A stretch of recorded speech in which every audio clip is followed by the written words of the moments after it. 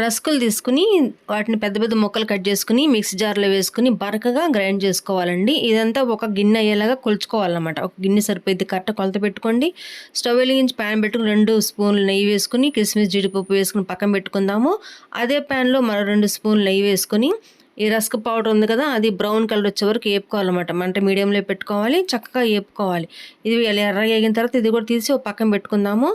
ఏ గిన్నెతో rusk పొడి కొలుచుకున్నాం అదే గిన్నెతో 3/4 cup బెల్లం తురిమేసానండి. దీనిలోకి 1.5 నీళ్ళు పోసుకొని ఇది బాగా మరగాలన్నమాట. చేతికి స్టిక్కీగా అంటుకుంటా చూసారా, అలా జిగురుగా అంటుకునే వరకు ఇది బాగా మరగపెట్టుకోవాలి. హై ఫ్లేమ్లో పెట్టుకోండి, మంట హైలో పెట్టుకొని బాగా మరిగించుకోవాలన్నమాట. చేతికి ఇలా జిగురు తగులుతున్నప్పుడు దీని రస్క్ పొడి వేసేసుకొని బాగా తిప్పుకోవాలన్నమాట. దగ్గరగా అయ్యేంత వరకు తిప్పుతానే ఉండాలి. చాలా కొంచెం నెయ్యితోనే చక్కగా మంచి హల్వా చేసుకుని ఇంట్లో అందరూ తినేయచ్చు. దీనిలో 1 స్పూన్ యాలకుల పొడి వేసుకోండి, బాగా దగ్గరగా అయ్యే వరకు తిప్పుకోండి.